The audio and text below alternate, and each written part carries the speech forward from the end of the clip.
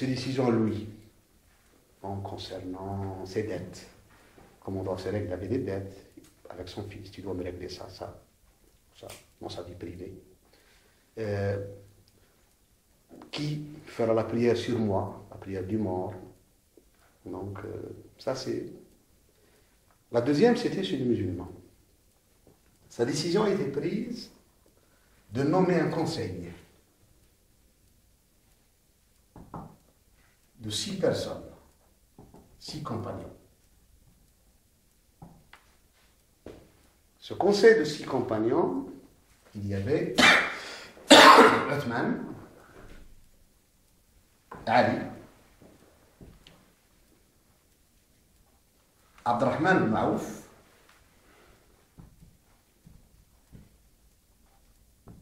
Zubayr ibn Awam, Talha et Sa'd. Donc, parmi ces 6 personnes, Omar un peu, il a dit j'ai les 6 voici. Pourquoi? Parce que le prophète est mort, radin anhum.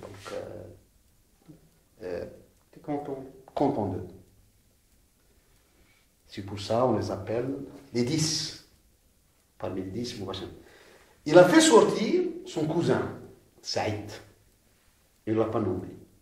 Malgré qu'il est parmi les 10, Saïd ibn Zayd. Quand on lui a dit pourquoi tu l'as fait sortir, Omar, sa vision est que le calife doit être un Qurayshite. Et que Quraysh, c'est des factions. Il a dit, je l'ai fait sortir, il est de ma faction. Si ce problème, il y a quelque chose de bien, ma faction a eu sa part. A eu sa part de bien. Si ce problème va mener à l'enfer, il n'y aura qu'un seul qui ira en enfer. Donc il ne faut pas que toute la faction ira en enfer. Donc il a mis ça, qui était de différentes factions. Donc ça c'était l'idée de Omar. Donc il a fait sortir. Mais il a un peu, à mon avis, il n'a pas laissé le choix libre, 100%. Il a dit, ces gens-là doivent se mettre d'accord après ma mort dans 3 jours. Donc, ils ont 3 jours pour mettre quelqu'un à la tête. Donc, le délai. Il a prescrit un délai. La deuxième chose, il a dit, si 5 sont d'accord et 1 est contre, tue-le. Quand il dit tuer, donc soyez vigilants. Vous savez, il faut qu'on soit clair et net. Les Arabes ont le verbe l'eau. Il ne faut pas comprendre qu'on va l'étêter, mais il a dit tue-le, ça veut dire soyez tous contre lui. Donc forcez-le à se taire. Il n'y a pas de. Donc, idem, si on a 4 et 2 sont contre, la même position. Seulement le problème s'est posé quand il y a 3 et 3. Lui, d'une façon indirecte, il a tranché. Il a dit, soyez du côté des gens, parmi les 3, où sera Ibn Aouf? Il a d'une façon indirecte tranché. Sans le vouloir. Hein. Il ne veut pas lui voir le ghaib. Hein. Sans le vouloir, il a tranché d'une façon indirecte. Quand il a dit ça, l'imam Ali a su qu'il ne peut pas être. Parce que qu'est-ce qui s'est passé? Uthman avait des liens avec Ibn Aouf. Les femmes sont sœurs. En plus, Talha était un cousin à Abdurrahman ibn Aouf. Il ne peut pas être contre lui. Saad aussi n'est pas loin d'Ibn Aouf. Donc, il n'y aura que Ali et Zubayr ensemble. Et ça, c'est ce qui s'est passé. Elle a été lue par l'Abbas bin Abdul Muttalib, il a dit, en fait, c'est fini. Ça sera de côté de l'Uthman. La deuxième chose, pourquoi les gens, parce que Ibn Aouf, il a un peu, en se rencontrant, il y avait moi, je sors. C'est un peu comme quelqu'un, dans une conférence, dans une table, dit, écoutez, moi je ne suis pas concerné, mais je mène le débat entre vous. Choisissez quelqu'un. Ça a bien compris? Il a dit, moi, je ne sais pas calife, mais c'est moi qui va mener les consultations. En menant les consultations, et les consultations ne concernaient en premier lieu que Quraysh, c'est ça aussi un problème. On a éliminé l'Ansar. Ils n'avaient pas leur... Ils n'étaient pas concernés par la consultation. C'était dans les clans de Quraysh. Il y avait deux visions. La vision de Uthman, la vision de Ali. La vision de Uthman, c'est laisser les choses telles qu'ils sont, comme Omar les a laissées. Surtout dans un domaine important, ce qu'on appelle al-ata en arabe. C'est les dons de l'État. Parce qu'Omar, sa vision dans les dons de l'État, dont j'ai parlé dans ça a été une vision un peu qui a mené à un déséquilibre dans la société. Lui, il a pris comme position que les gens qui étaient à côté du prophète n'auront pas, donc, comme les autres, le même don comme les autres, ceux qui ont combattu contre le prophète. C'est du social, on se donne l'époque. Donc tous les gens, c'est pour ça, les gens qui étaient à Badr, qui étaient à Uhud, donc c'était pas classé comme les gens qui sont devenus musulmans après le Fatih. Donc, était énorme, entre 12 000 dinars par an et 100 dinars par an, c'est énorme, et 10 années. C'est pour ça Ali a vu ce déséquilibre, il a dit 6 mois, je serai élu. Il a dit, parce qu'il, à haute voix, il pensait à haute voix, il a dit 6 mois, je pense, si je serai élu, je ferai revenir la politique des dents à celle d'Abu Bakr. Parce qu'au temps d'Abu Bakr, les gens étaient à égalité. C'est Omar qui a changé cette politique. Uthman, et donc les gens, tu leur touches à quelque chose qui est, il va de leur vie, vital. Donc c'est pour ça que le choix a été fait, il a été fait sur Uthman. Juste deux petits éléments. Donc, il n'y avait pas le fils de Omar aussi qui était à l'extérieur. Shura était à l'extérieur, ça c'est Shura, ça va. Le fils d'Ibn Omar, parce qu'on a dit à Omar de mettre ton fils, il a dit non, seulement Yahdar Shura, il sera présent. Pourquoi? Parce que ce qu'on appelle dans la vie, il y a beaucoup de gens qui le font jusqu'à présent. Dans la vie politique, il y a des gens qui exploitent ce qu'on appelle les erreurs historiques. Il y a des moments historiques dans n'importe quelle chose. Je vous donne un exemple. Je vous fais revenir à l'Algérie.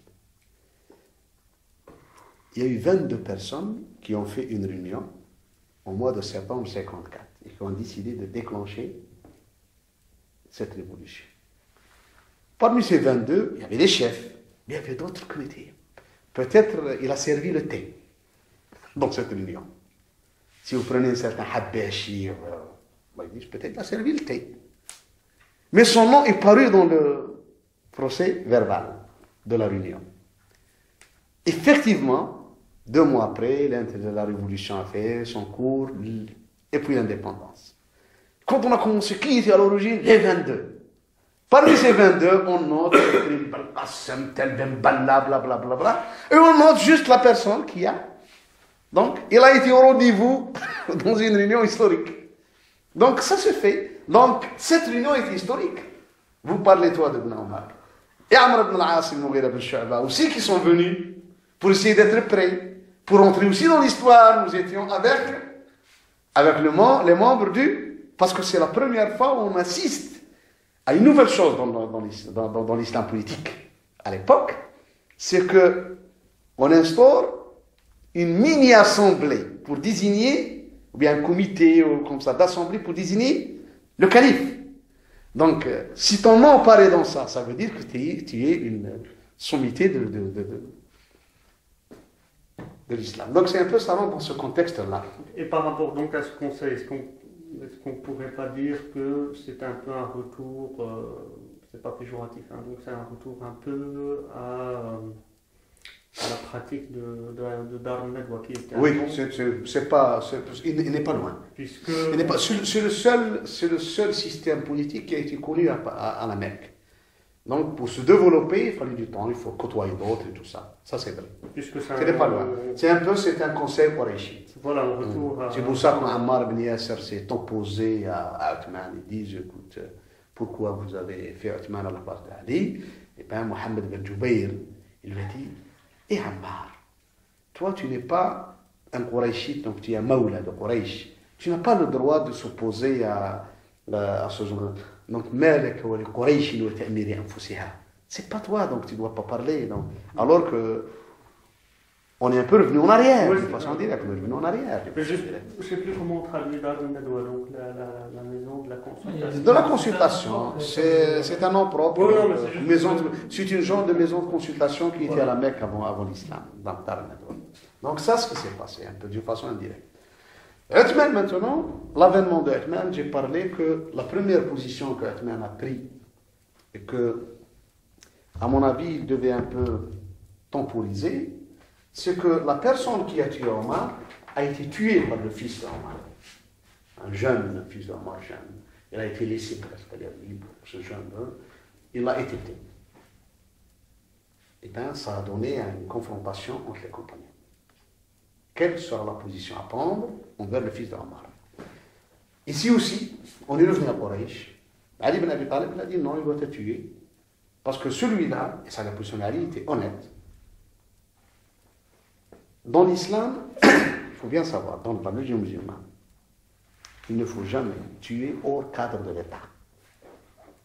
Ça veut dire que tuer quelqu'un passe par un jugement libre et équitable. Malgré que tous les pouvoirs musulmans ont tué hors cadre de l'État, parce qu'ils n'ont pas fait d'institution. Alors l'islam a été clair, le Coran a été clair. Il a dit وَمَنْ قُتِلَ مَظْلُومًا فَقَدْ جَعَلْنَا لِوَلِيِّهِ سُلْطَانًا فَلَا يُسْرِفْ فِي الْقَتْلِ إِنَّهُ كَانَ مَنْصُورًا. L'islam a interdit la vengeance, il a interdit de tuer les gens hors cadre de l'État. Jamais. Et d'ailleurs, le problème de Kadhafi, des militaires algériens, tous les gens ont peur de ce qu'on appelle ces groupes, ces comités internationaux pour la recherche de la vérité, pour l'ADN et tout ça, parce qu'ils ont tué beaucoup de gens, des centaines de milliers de gens, hors cadre de l'État. Tu es le frère de telle personne en opposant, tu passes de l'autre côté. Et on a fait ça. Ça, c'est tué hors cadre de l'État. Ali, il a dit non. Le fils de Omar a tué hors cadre de l'État. Ce n'est pas à lui de tuer. La personne doit être jugée équitablement, et c'est le juge à l'époque qui doit prendre la décision et le pourquoi. Il doit comprendre parce qu'en le tuant, d'une façon indirecte, tu clôt l'affaire. Tu clôt l'affaire, on ne sait pas vraiment qui a été derrière ce complot, donc l'assassinat, et pourquoi. Donc, ça, c'est pour ça qu'il a dit non, Othman, tu dois le tuer. Malheureusement, d'autres personnes qui sont intervenues, Amr ibn al-As, a dit non, on ne peut pas le tuer parce qu'Omar a été tué hier et maintenant c'est son fils, c'est trop pour la famille. Donc, et à la fin, Othman a dit écoute, je suis le calife donc je ne le tue pas. Il a pris la décision de ne pas le tuer. Et ça a été un peu, à mon avis, la première, le premier signe de faiblesse dans la politique d'Othman. Ça a été une signe, parce que s'il avait pris la même décision qu'Ali à l'époque, les gens ont eu peur. Chacun tient sa place, y compris des membres de sa famille. Mais Othman, il était un peu... Son tempérament. Il y a un problème aussi de tempérament chez les gens. Hein. Il y a beaucoup de gens qui sont, je ne dis pas gentils, il y a ce que j'appelle l'hyper gentil. Quand on est hyper gentil, ça ne rime pas vraiment avec pouvoir. Hein. Donc la gentillesse et la bonté ne riment pas dans tous les domaines avec quelqu'un qui est au pouvoir. Au pouvoir, je ne dis pas que la personne soit méchante, mais soit plus ou moins être un peu dur dans ses positions. Donc ça a été la première chose. La première chose qu'Othman a confrontée. Dans ce contexte, il a fait une politique. La politique de Othman avait 2 points. Premier point, pendant les 6 premières années,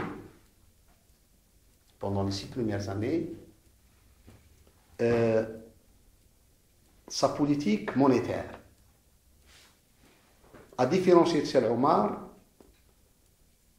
parce que il a voulu, donc il a fait des rajouts pour les gens, pour tout le monde, tout ça, monter le niveau de vie.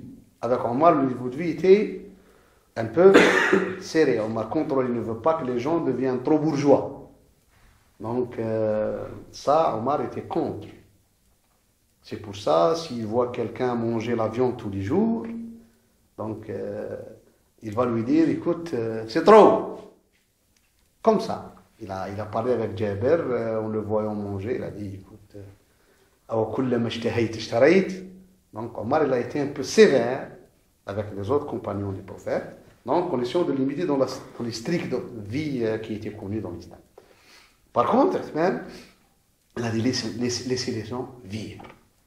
Donc, c'est pour ça, ces premières années, il y avait une prospérité populaire chez les gens. Seulement, son erreur de politique, que ces gens-là, qui étaient à une certaine époque candidats à la magistrature suprême, c'était des candidats à la magistrature suprême. Avec Othman, ils se sont trouvés tous, les 5, au jeu. Au jeu. Parce que le staff de Othman commence à comprendre d'autres personnes que cela ne les voyait pas aptes à devenir dans le staff. Donc, Amr ibn al-As, Abdullah ibn Sa'd, Marwan ibn al-Hakam, ainsi de suite. C'est ces gens-là. Donc, ils ont trouvé que pourquoi eux ont été presque, sont montés dans les oublis. Hein. Tu étais hier candidat, et maintenant tu es chez lui comme toi, comme tous les autres. Et la critique a commencé à partir de ça. Donc on a commencé à critiquer, la critique a commencé chez les grands compagnons sur ce problème-là. Et ce problème-là a mené à critiquer la politique de Othman. On a critiqué sa politique monétaire. Parce que sa politique monétaire et sa politique de désignation des gouverneurs de province. Parce que c'est la désignation, il a désigné Muawiyah par exemple, était au Shem. En Irak, c'est Walid ben Uqba, yani ben Abi Muayyad qui était aussi son cousin. En Égypte, c'était Abdullah ben Sa'd. Donc c'était un peu la famille. Sa famille qui a été nommée. Donc la critique a commencé sur ces nominations des gouverneurs qu'on trouve qui nomment des membres de sa famille. Et sa politique monétaire, quand il a donné, une fois presque, haraj, comme on dit, les impôts de l'Égypte à Abdullah ibn Abi Sarh, qui était son frère de la mère. Donc il était son frère, donc un demi-frère, mais juste du côté de la mère, maternelle. Donc la même mère, ils n'avaient pas le même père. Donc il lui a donné aussi ça. Donc ça a été une critique. Et cette critique a commencé à évoluer. Donc, certains compagnons ont fait ce qu'on appelle une pétition. Donc, certains compagnons ont fait une pétition. À leur tête, c'était Ammar ben Yasser. Ils sont rentrés, Ammar ben Yasser, et partis avec cette pétition, l'a donnée à... Donc, Ammar, qui était très proche de Ali à l'époque, il a donné cette pétition à Othman. Et Marwan ben Hakam, qui était le cousin de Othman, il était un peu chef de cabinet, s'est opposé violemment à Ammar. Donc, certains Omeyyades, donc la tribu d'Othman, se sont pris à Ammar. Juste au début, ce n'était que, comme on dit, Matalib. Donc, c'était une pétition avec des demandes. On doit faire ça, ça, ça, ça. Et ça s'est répercuté partout. En se répercutant partout, ces informations-là, comme quoi, voilà, tu sais, quand l'information se répercute, il y a beaucoup de blabla qui arrive. Donc, toute chose qui sort d'ici avec une petite vérité, elle revient quand tu vas l'entendre dans l'autre chose, tu la vois. Je vous donne quelque chose qui va un peu vous rigoler. Il y a une personne, une fois, qui a dit, vous avez entendu, un homme a donné naissance à un œuf. Moi, ça dit, واحد يولد بيضة. On donne naissance à un œuf. C'est un signe de la fin de temps, c'est Al-Qiyamah et tout ça. C'est lui qui a donné l'information. Dans une autre ville, vous avez entendu, on a parlé qu'à Meknes ou à Fès ou je sais pas quoi, il y a quelqu'un qui a 10 œufs. Quelque temps après, la personne est allée dans une autre ville. Il est monté dans le bus, tous les gens parlaient. Il a entendu quelqu'un, il a dit, vous avez, il y a quelqu'un qui on a dit qu'il a donné naissance à 100 œufs. La personne a entendu, il a dit, oui, c'est moi, monsieur. Tout le monde, donc cette affaire-là. Donc, c'est pour ça l'imam Malik, qu'on peut parler du hadith. Quand on lui dit le hadith a été dit en Irak, il rigole, il a dit le hadith sort de Médine comme ça, avec, on dit shber, avec shber, comme vous dites en français comme ça. Ça s'appelle shber en arabe, en français comment on dit ça? Disons une mesure une mesure de comme ça, dire ça c'est shber. De distance, 20 cm. 20 cm, comme ça on dit shber en arabe. Il a dit, يخرج الحديث من عندنا شبرا, comme ça. Il arrive de l'Irak, il nous revient de l'Irak comme ça, des ra'an. Donc, ça veut dire qu'il y a du rajout. Merci, il y a du rajout. C'est pour ça que les gens de Médine n'acceptaient pas les hadiths d'Irak. Il y a beaucoup de blabla là. Donc, c'est pas ce qui... Nous, ce qu'on a entendu, voilà. Ce qui est de l'autre côté, ça devient un peu plus amplifié. Oui, parce qu'il y avait une logique aussi, le fait que le prophète soit à Médine, oui. Ils avaient la version originale. Originale, c'est ça. La version qui vient devient... Donc c'est ça ce qui s'est passé. Donc quand ça s'est passé, on a commencé à dire dans les provinces que l'imam Uthman a changé la sunna. Qu'est-ce qu'il a changé dans la sunna? Eh bien, il y avait ce qu'on appelle le schéma de la sadaqa. Vous allez entendre وَزَادَ فِي الْحِمَا. وَزَادَ فِي الْحِمَا. Qu'est-ce que ça veut dire زَادَ فِي الْحِمَا? زَادَ فِي الْحِمَا, ça veut dire il y avait les chameaux de la sadaqa. Ces chameaux-là étaient placés dans des entrepôts, comme on dit, dans un sanctuaire, un grand sanctuaire. Donc il les a fait sortir de Médine, il a mis dans un grand sanctuaire parce que c'était beaucoup. Donc les chameaux de la zakat et tout ça. Oh non, au temps du prophète, c'était un peu, on est revenu, c'était 100 mètres, pourquoi vous l'avez élargi à 3 km? Donc c'est pas la sunna. Donc on a commencé par parler de ça. Donc il a changé la sunna. Il a changé la sunna, le adhan de l'Jumu'ah. Dans le Jumu'ah, il y a 2 adhan en principe. Les gens ici à Bruxelles ont abandonné le adhan de Uthman. Au Maroc, il n'est pas abandonné. En Algérie, il n'est pas abandonné. Même à la Mecque, il n'est pas abandonné. Il y avait 2. Il y a 2. Il y a, on l'appelle le premier adhan, il se fait presque une demi-heure avant la prière. Pourquoi? Parce que Uthman a trouvé que les gens étaient dans le souk et tout ça, que ça devenait grand, Médine. Donc, on fait un adhan à l'avance pour prévenir les gens que la prière du Jumu'ah, donc, s'approche. Allez vers vos ablutions et venez. Le deuxième, qui était au temps du prophète, il se faisait quand le prophète montait sur Al-Mimbar, il y a une chaire, on l'appelle comme ça, il monte sur le Mimbar, on fait le deuxième. Donc c'était Zul Adhan, je crois toujours au Maroc. Ils s'appellent ça l'A'lan, donc l'A'lan, donc ça c'est Uthman, on l'appelle le premier, l'Adhan al-Uthmani, on l'appelle partout, en Algérie on dit l'Adhan al-Awwal. تاع الجمعة هذا الأول ولا الزوج parce que les gens الأول تفضل mais si الزوج ça veut dire الجمعة est parti il faut faire vite il faut pas rater la prière si on est dans le deuxième c'est fini l'imam va commencer à prononcer le khutbah donc si on tarde on va perdre le Jumu'ah et c'est grave pour un musulman de perdre le Jumu'ah c'est très grave donc si un musulman perd 3 Jumu'ah de suite c'est un peu quelque chose qui mènera à l'enfer tôt ou tard. C'est pas bien. Pas pour des raisons... Des raisons connues, les raisons sont connues. Si quelqu'un est tenu autre chose, mais il ne faut pas perdre le Jumu'ah. Il faut toujours faire cette prière. Cette prière, elle est presque inéluctable, il faut la faire. Donc, c'est pour ça, elle est un peu élargie. Moi, j'aurais voulu qu'à Bruxelles, par exemple, où les mosquées ne la font pas 1 heure. Ils peuvent la faire jusqu'à 3h30. Pour laisser aussi à des gens qui travaillent, à des gens qui sont dans les lycées ou choses comme ça, venir faire leur prière. J'aurais voulu ça parce que le temps est élargi. Il commence à 11h, il termine jusqu'à avant le Maghreb, une demi-heure comme ça.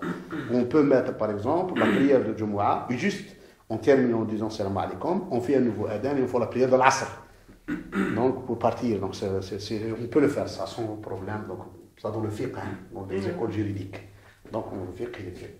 Donc je reviens à ça, c'était des amplifications. Dans l'amplification, les compagnons étaient perdus. Et on a commencé, il y a une chose qui intrigue. Il y avait des gens qui venaient qui parlaient.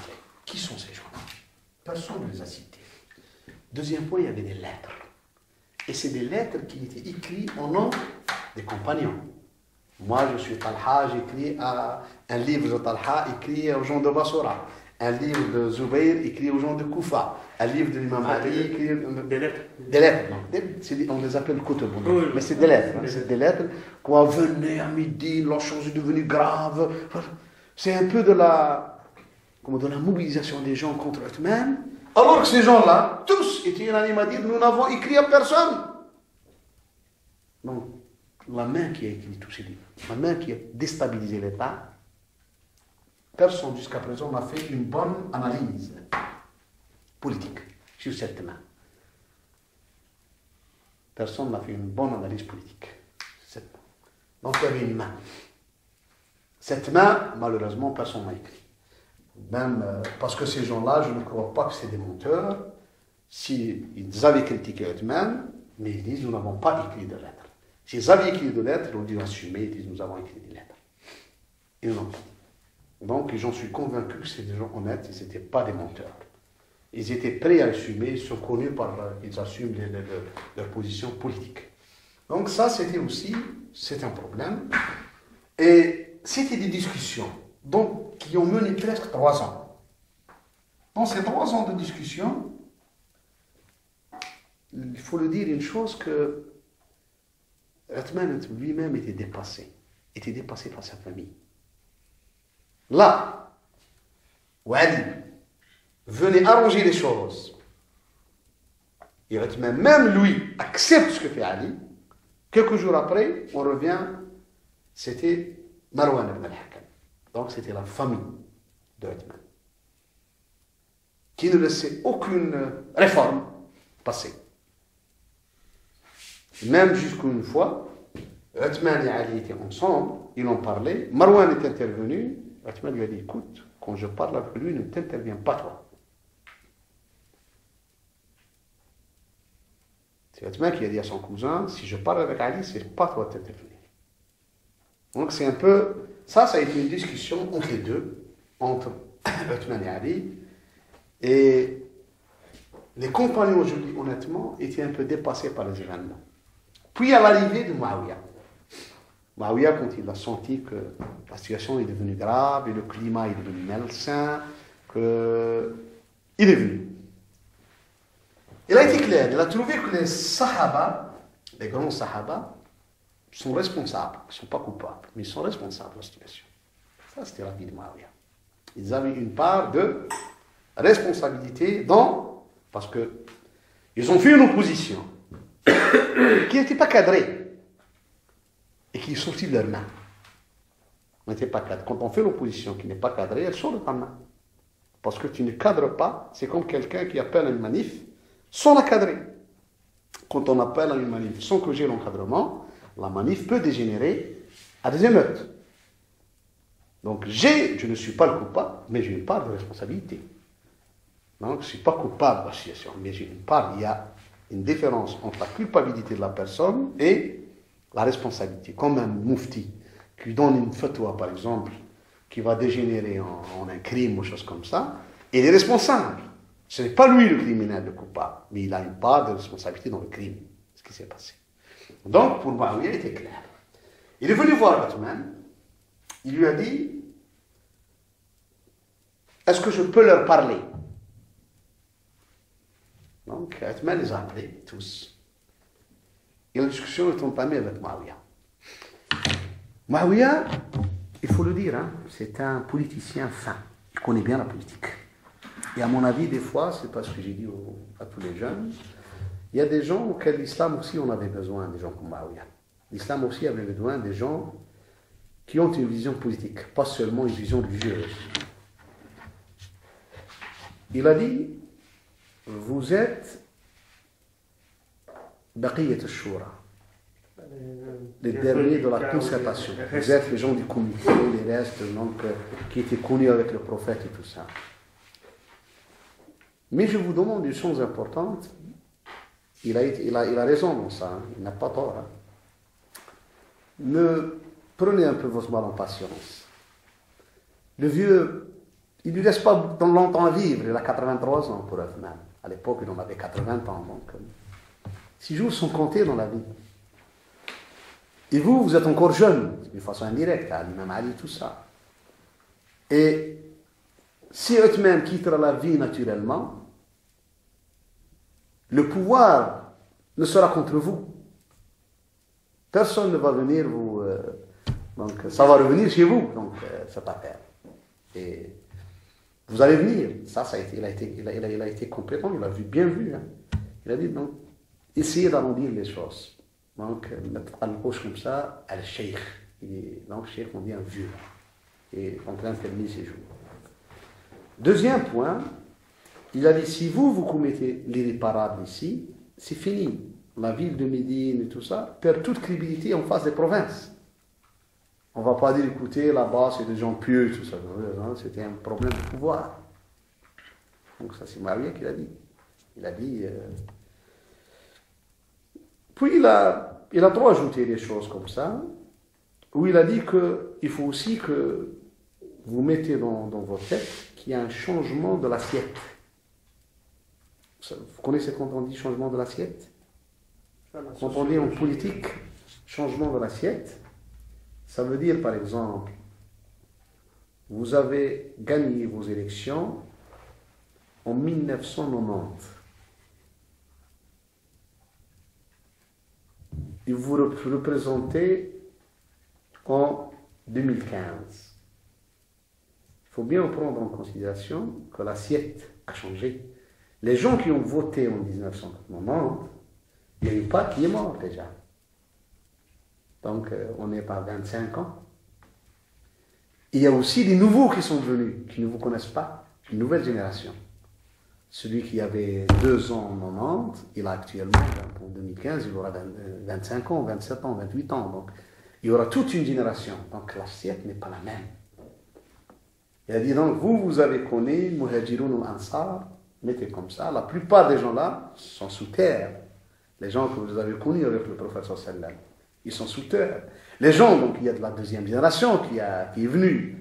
Donc, vos enfants, vos petits-enfants, les gens grandissent, les musulmans de province qui sont rentrés, tout ça. Donc, il y a un changement de l'assiette. Il a dit que vous preniez conscience de ça. Et là, il y a eu même une impulsivité de la part de l'imam Ali concernant Muawiyah. Ça, en toute honnêteté, j'ai beaucoup réfléchi à ça. Qu'est-ce qu'il y a? Parce que je vois que l'imam Ali, il ne voulait même pas voir Muawiyah. Et je lui dis honnêtement, je n'arrive pas à comprendre cette position de l'imam Ali. Muawiyah était un peu, honnêtement, incontournable.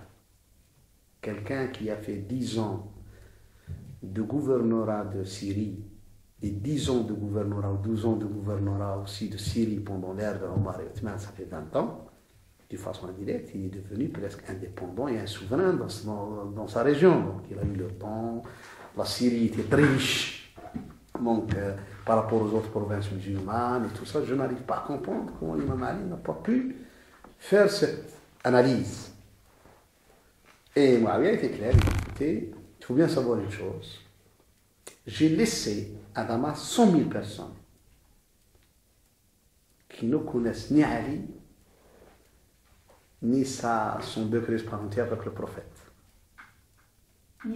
Ni son degré de parenté avec le prophète. لا يعرفون عليا وقرابته ولا سعدا ودعوته. Donc voilà, ni Saad et son hadith que Saad sera, Allah invoquera toute Daoud Saad et tout ça. Ils ne connaissent pas ça. Donc Muawiyah est clair, il dit écoutez, Il y a de nouvelles allégeances qui sont Oui, en place. il y a eu autre chose, donc il faut bien voir la vérité en face. Eh bien, ils sont partis comment on dit, Sans accord.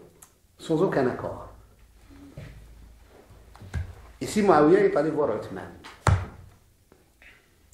Othman était présent, il lui dit, écoute,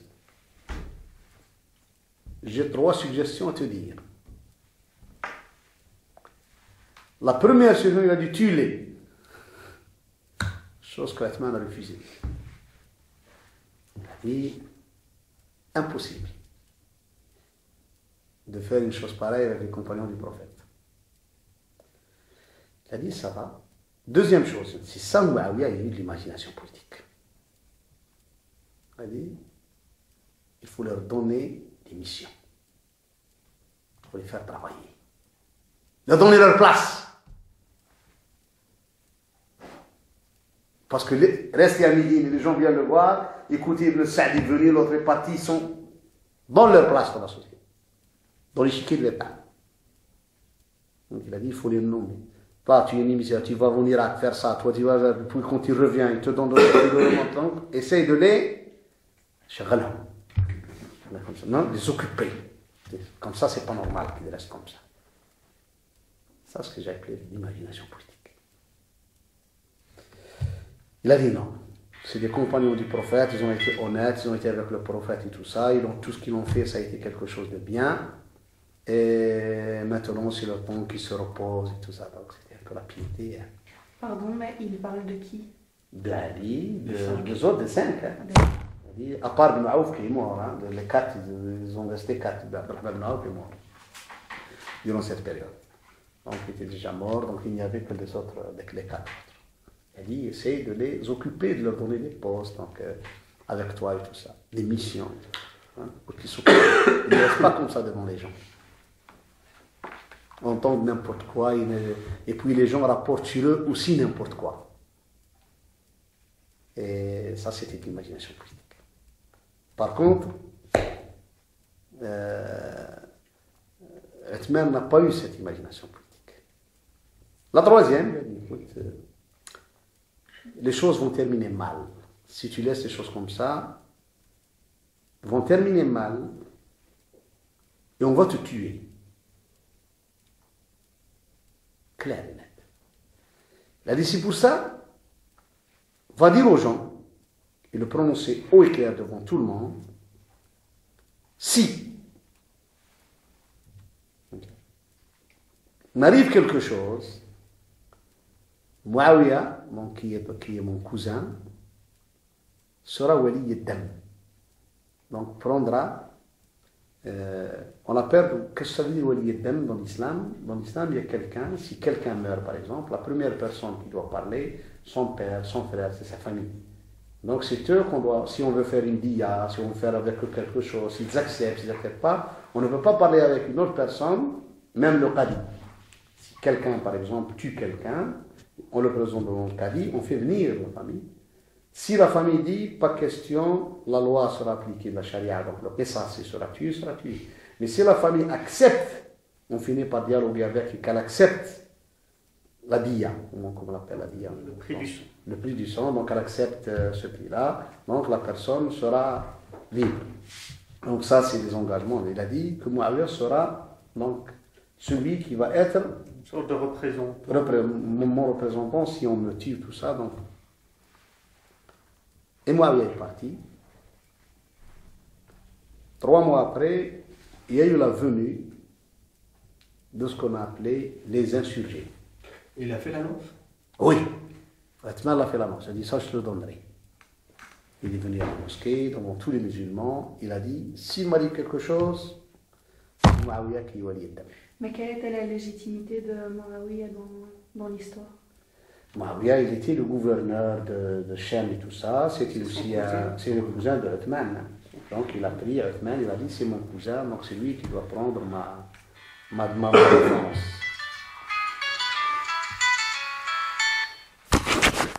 بعد نعيط لك يا زهير صح. Mais Othman, il avait des enfants, quoi. Il avait des enfants. Et c'était quoi leur position C'était des jeunes, donc ils ne parlaient pas. Il y avait Abdallah ibn Uthman, il y avait Amr, donc il y avait beaucoup de ses enfants. Il avait 5 ou 6 enfants, mais c'est Muawiyah qui était à la tête de la famille. À l'époque, les Arabes, il faut bien savoir, les Arabes ont la culture de la Osba. Vous ne savez pas ça? C'est la culture de la Osba. Donc c'est pour ça, même si vous allez lire dans le fiqh musulman, dans la jurisprudence, vous allez toujours trouver flairer le fiqh de la Osba. Vous le flairez par exemple si quelqu'un meurt dans l'héritage. Donc par exemple, quelqu'un meurt. On ne connaît pas, on n'a pas son père, ni ses frères, il n'y a plus personne. Qui prendra son héritage? On ira chercher des oncles, des cousins. Si l'oncle est mort, donc les fils de l'oncle. Donc c'est eux entre les fils de l'oncle, on commence par le fils de l'oncle, comme on dit, qui est des deux parties, du père et du mère. Donc s'il n'y a pas celui du père, donc on prend celui du père. Il a deux demi-frères. Il a celui de père et de mère, donc celui du père avance avant, il a la priorité sur celui du mère. Donc, s'ils sont 2 frères, il a un frère de père et mère, il y a un frère seulement de père, celui de frère et mère prend tout. Il ne laisse rien à celui du père. Vous allez trouver ça dans le fiqh partout, même dans Salat al-Janaza, tout ça. Donc, même dans ce qu'on appelle le tutorat sur la femme pour se marier, le wilaya. Donc, si une femme, on va marier une femme, il y a le père. S'il n'y en a pas de père, on va chercher donc, de côté de ses frères. S'il n'y en a pas de frères, on cherche du côté de ses oncles. S'il n'y en a pas les oncles, donc on cherche du côté de ses cousins, donc aussi paternels, ainsi de suite. S'il n'y a pas de famille paternelle, on va tourner vers la famille maternelle, et ainsi de suite. Donc, ça s'appelle la culture de la Osba chez les Arabes. C'est une culture qui est connue. Donc, comme les Bani Umayya, la tête de la Osba après Uthman, c'était Muawiyah, donc les fils de Uthman ne parlent pas avant leur oncle, donc leur cousin, qui est un peu le chef du clan Umayyad. C'était Muawiyah. Donc il a pris cette décision, Muawiyah. Donc il est parti, puis 3 mois après, il y avait l'arrivée des insurgés. Les insurgés, en arrivant à Médine, donc ils ont assiégé Uthman pendant 3 mois. Et c'est un peu, leur position était graduelle. Au début, on lui demandait de, soi-disant, faire des réformes. Après les réformes, on lui demandait d'abdiquer.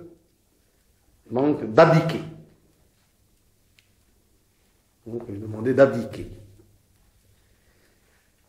Les réformes, c'était un peu trop tard. Les gens sont venus, c'était trop tard. Parce que des fois, en politique, parce que je parle ici de politique, il ne faut jamais rater le cours de l'histoire. Quand vous faites de la politique, et vous allez même faire des sciences politiques, il faut toujours bien garder ça dans l'histoire. Il y a ce qu'on appelle l'heure. Pas avant, pas après. C'est comme Arafat. Si quelqu'un maintenant va à Arafat, va au Mont Arafat, est-ce qu'on peut lui dire qu'il a fait du Hajj? Si quelqu'un ira avant le jour d'Arafat à Arafat, est-ce qu'il a fait Hajj maintenant? Il faut être à Arafat au temps opportun. C'est comme ça quand on veut dans la politique. Il y a des temps opportuns. Est-ce que c'est le temps ou pas le temps? Il faut bien dire. Donc, à mon avis, les réformes étaient dépassées. Pourquoi? Parce que les gens savaient que les réformes, Sidna Ali les a préconisées.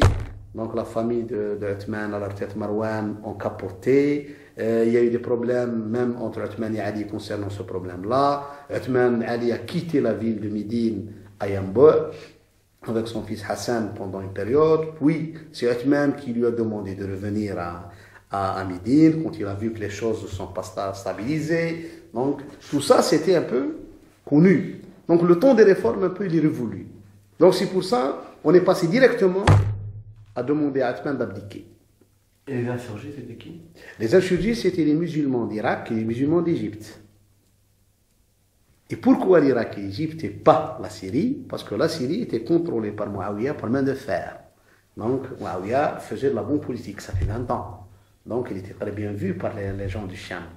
Par contre, les gens de l'Irak, donc, quand on a nommé le Walid ibn Uqba, qui était un cousin de Othman, a fait beaucoup d'erreurs. Il a fait beaucoup d'erreurs, donc les gens ont exploité les erreurs de Walid ibn Uqba, ils les ont mis sur le dos de Othman.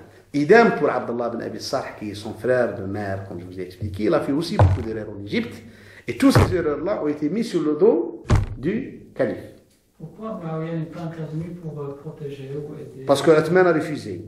Muawiyah, oui, a demandé l'envoi des militaires de 4000, d'une force de 4000 personnes à Médine pour protéger Othman. Othman a refusé. Il a dit, ne faites pas venir des militaires qui vont faire des problèmes à la ville du prophète. Je ne veux pas ça. Je ne veux pas. En plus, il a demandé qu'il ne sera protégé par personne et que personne ne lèvera l'épée pour le défendre. Ali a proposé aussi Ses enfants après, tout ça, on va voir ça. Donc, que Othman a refusé. Il a dit, personne ne me défend. Je ne veux pas que les gens s'entretuent pour moi, pour ma défense. Donc, il a été clair. On lui a demandé d'abdiquer. Lui, il a fait du shura. Quand on a abdiqué, il a demandé. Donc, la plupart des gens qui sont montés de voir, parmi les compagnons, tout ça, étaient unanimes qu'à qui n'abdique pas. Donc, lui, il a dit une chose, il a clair et net, il a dit, j'ai vu le prophète. J'ai vu le prophète qui m'a donné, oui, dans un rêve, on m'a dit, j'ai vu le prophète qui m'a donné une, comment on dit, comment on dit, comme une cape, une sorte de cape. Une sorte de cape, comme ça, on dit burnos, chose comme ça. Et il m'a dit, il y a des gens qui vont te demander de l'enlever. Ne l'enlève pas jusqu'au jour où tu seras avec moi. Et il a dit, je n'enlève pas, c'est ça, le califat. Je l'ai déduit comme ça, traduit comme ça, il a pris sa décision comme ça. Eh bien, les insurgés ont commencé au début à lui interdire de l'eau. Donc on a vu que la situation devient... Puis on demandé des demandes. Parmi les demandes qu'on lui a demandées, c'est de changer le calife, le gouverneur de l'Égypte. Ça aussi, il y a une chose très importante. Qui est derrière? Il a dit oui, c'est pas un problème. Il a écrit une lettre avec son cachet officiel et tout ça, que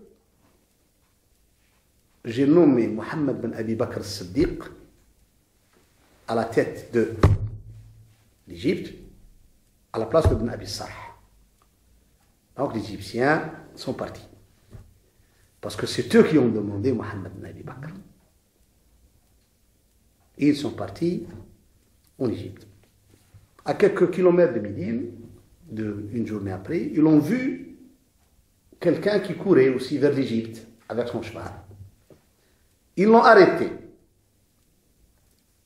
C'est d'un gens qui travaillait ce qu'on appelle, parce que quand je vous ai appelé le Hima, cette sanctuaire, il y avait beaucoup de gens, ce qu'on appelle...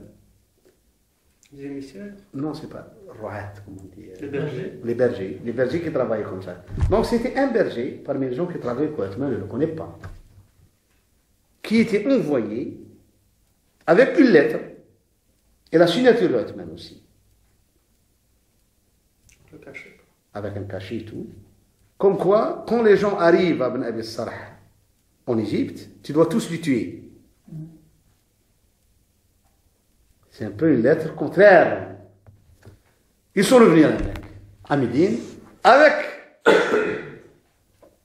le berger et la lettre. Voilà. Othman il a dit, écoutez, je ne connais pas le berger. Ils ont dit, travaille sadaqa, sadaqa. Je ne peux pas connaître tous les gens qui travaillent. On ne peut pas, tu es ministre, tu ne peux pas connaître toutes les personnes qui travaillent au sein du ministre. Hein. Je ne connais pas. Et je n'ai pas écrit cette lettre ni signée.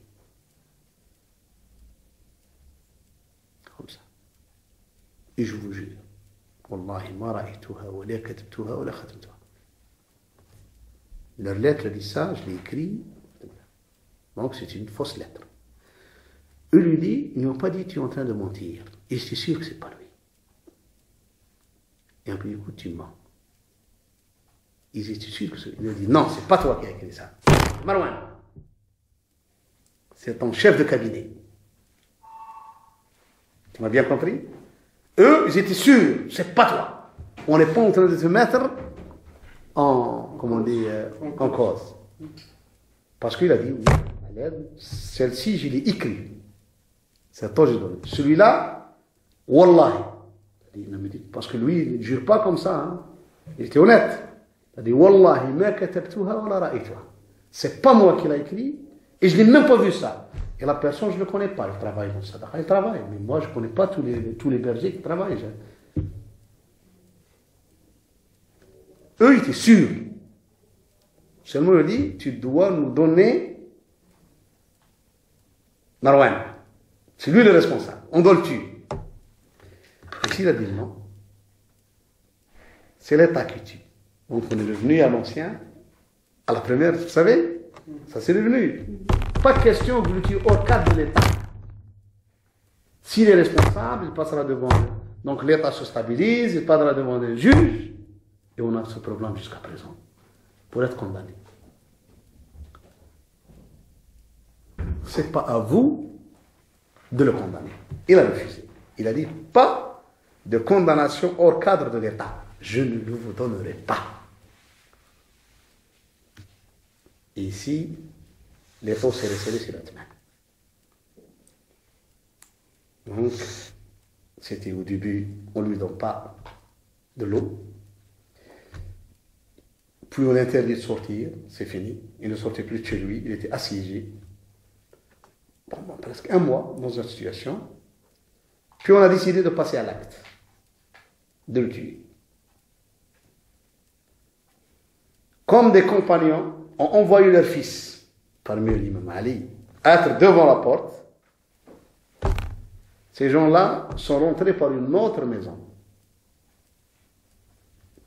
qui donne accès à la cour de l'Atman, donc de l'autre façade.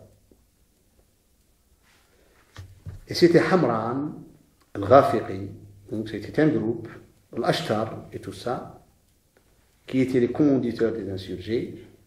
Ils sont rentrés chez Atman. Donc, dans une journée, moi je ne parle pas beaucoup de ce que j'appelle les détails folkloriques, qui vont pleurer les gens et tout ça, je ne parle pas beaucoup de ça, donc je me passe. Et il a été dans une situation vraiment effroyable. Donc, 83 ans, et quand ils sont arrivés devant chez lui, ils ont eu peur. Hein. Tout le monde a eu peur. Personne n'a voulu s'approcher de lui. Un vieux, il lisait le Coran. Et bien, quand il est arrivé, je crois que c'était dans Sourate Ali Imran. Donc, parce que le Mus'haf s'est fermé sur cette sourate avec du sang qui est tombé sur celui qu'on dit qui se trouve en Turquie. Oui, donc du sang dans son âme, ça. Il a été mis de côté. Donc, il a été tué. C'était au début, la personne qui s'est approchée de lui, c'était Mohammed ben Abi Bakr. Il l'a tenu par sa barbe. Et bien, il a dit, oh mon fils, cette barbe, ton père l'aimait. Donc, il a dit, c'est pas toi qui me fais ça. Et bien, Mohammed, un peu, il a reculé devant une chose pareille. Il a trouvé qu'il est allé un peu loin. Et puis, c'était Hamran ou le Ghafiqi, donc, qui ont pris la décision de l'éliminer physiquement. Donc, on l'a frappé ici, sur la main, il l'a fermé, puis on l'a frappé ici, puis on l'a frappé avec Donc, on s'est un peu s'acharné sur son corps. Il y a eu un acharnement sur son corps. Il y avait l'acharnement sur son corps, ses femmes ont pleuré sur lui. Donc, puis ils sont sortis et une information a été un peu diffusée à Médine. Tout le monde a su que Othman a été tué. Et honnêtement, dans une situation de confusion totale. Et Médine est resté 3 jours sous la coupe des insurgés. Donc, aucun de ses compagnons n'a pris sa responsabilité. Ils sont tous terrifiés d'eux. Ils sont auto-enfermés.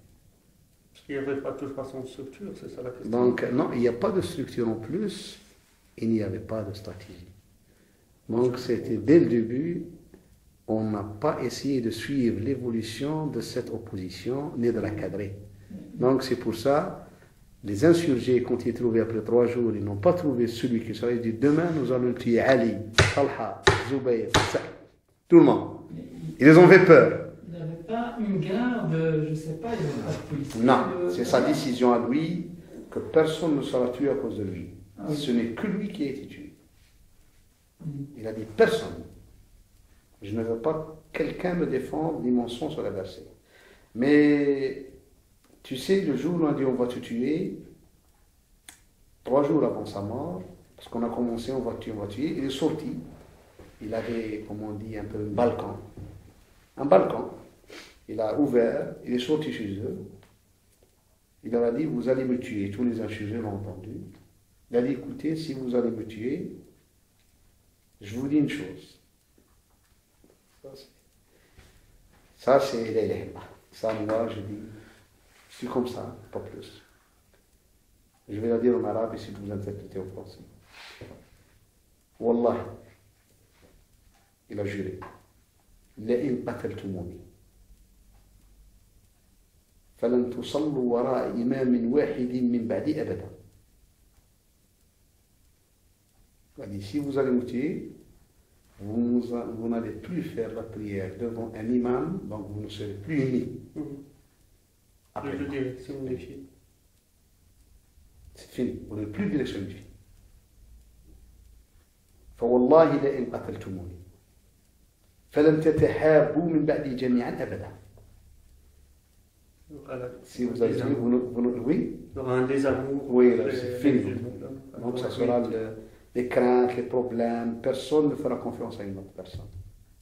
Et la troisième, il a dit فوالله لئن قتلتموني فلن تقاتلوا عدوا واحدا جميعا من بعدي أبدا. Vous ne serez jamais unis contre vos adversaires. Donc, même les adversaires vont exploiter votre division. Puis il est rentré. Et ça a été unanime dans le monde musulman.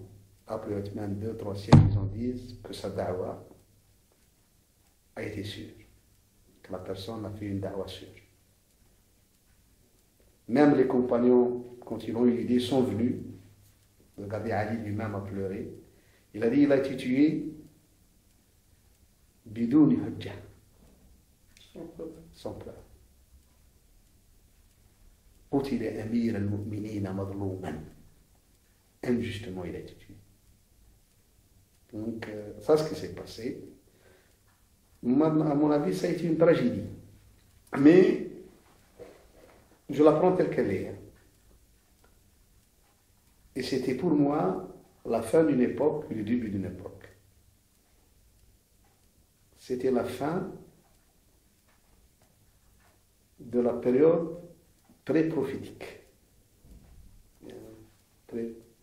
On a eu la période prophétique. Celle de Abu Bakr Omar, on était un peu dans une période post-prophétique. Un peu post-prophétique. Et on est rentré, après Sayyidina Adnan, dans une autre phase de l'évolution de l'islam. À la réelle politique.